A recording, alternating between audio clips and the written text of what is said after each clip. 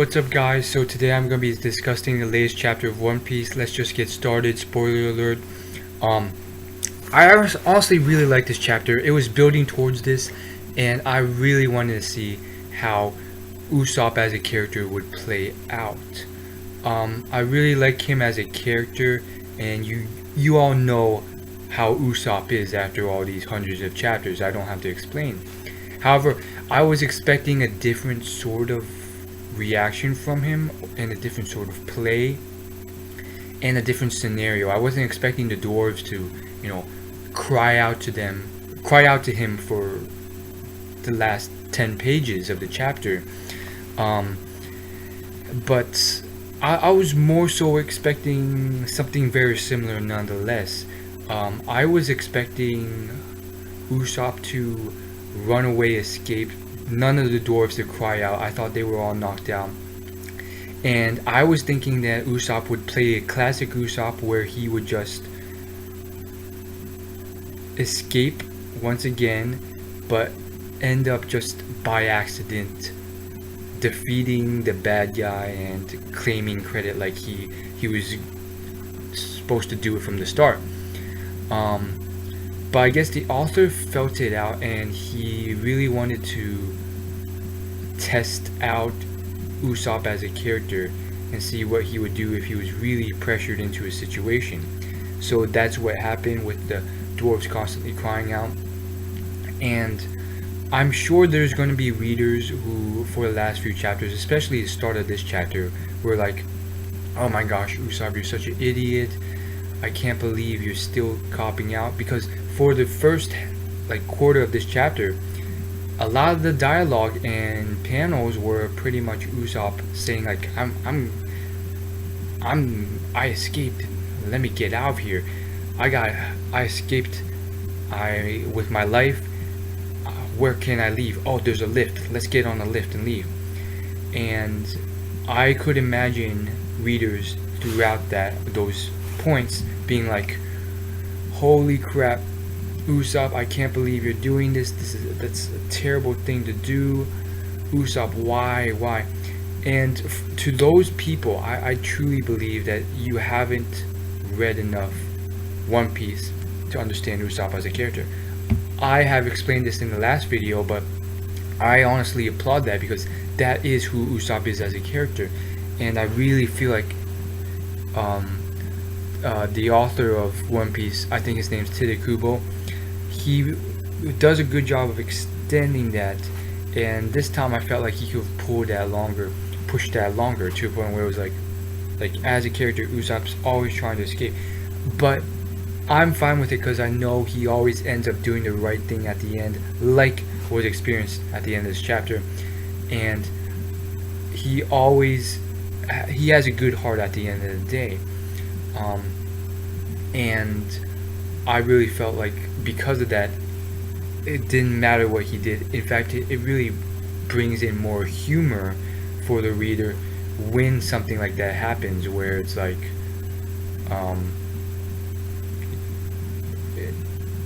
Usopp, who everyone's counting on, is gonna leave and just escape. Because there were moments before we understood Usopp fully as a character where it was like, is he really going to desert the crew? And as a reader, we're like, no, he's not. And then he does, and it's just such a shocker, and it's so humorous that it's one of those golden moments of One Piece for me personally. I personally think that the characters of One Piece and the humor that One Piece brings on that rare occasion is sometimes better than anything else of One Piece. So finally, Usopp comes around. I really didn't want him to admit everything, but it was all fine and dandy because the dwarves still refer to him as Usoppland, despite all this. So he comes in and he's like, I'm probably going to get owned, but I'm going to die swinging. So he comes in and he fires this thing. I don't think it's going to do much. I'm very, very interested to see how he's going to beat these guys. I really think that, first off, that spicy thing is nowhere in his reach. I was predicting him to like slingshot that into her mouth somehow, because you all should know, and I feel like they've sort of lost this in One Piece, but Usopp has really good range and accuracy, and I really felt like they didn't really use that well enough as him being a member of the Straw Hat crew. I mean, I'm sure there were plenty of fights or sequences or ship battles where Usopp could have used his accuracy to a better extent, maybe firing cannons or something. But I don't know. Other than that, like one play back in that arc from ages ago where he fires that shot from like 1,000 feet away and it hits directly. I mean, it really isn't much. I mean, that was all the way back in the Soldier King arc. I mean, bringing back so many memories. I'm probably one day gonna reread that part because it was just so amazing. It was like all hope is lost, and then the Sniper King comes in and lands a direct target. Like that literally was like the best scene ever, because it was like all hope is lost. No one can even get close to him, and we had all forgotten the fact that Usopp was a sniper. So that it was like one of those moments when you completely forget about that. It's like all hope is lost. No one can get to this bad guy, this villain in time and stop him. And it was like, don't you forget, the point of archery is to inflict harm from a distance.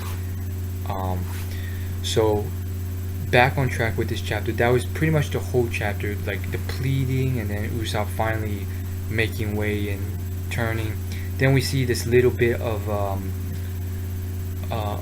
a little bit of a flashback, and we sort of see where this gladiator guy, Kairos with the 1,000 Winds, came from, and he has a sort of sad life. But we do know, because we know how he turned out. He has a daughter now and a wife. Well, he did. That something turned around where he lived a happy life, and then somehow he got screwed over again with Don Flamingo coming in and taking over. However, here's the thing. Based on these events, it seems like this guy's very, very strong. Despite that, though, the fact that he got turned into a toy in the first place tells me that he's still not on some high-end, devil fruit level. Granted, he may have, been caught by surprise, but I don't think he's that strong. He's probably not as strong as Luffy or anywhere close. I mean, sure, he killed 1,000 people. He's never lost before.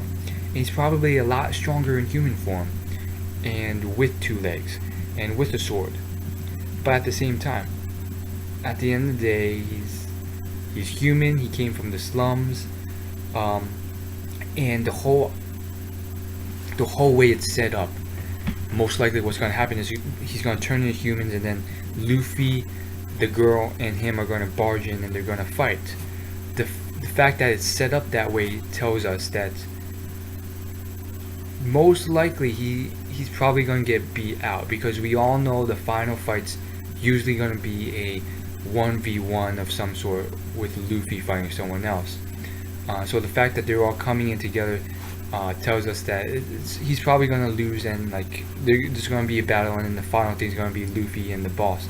That's just how it always turns out from the chapters of One Piece. More so than that, it makes more sense that if this guy's going to come in, like One Piece is always set up where it's some sort of one character versus one villain thing, where all hope is lost and this one character comes in and there's a fight between them.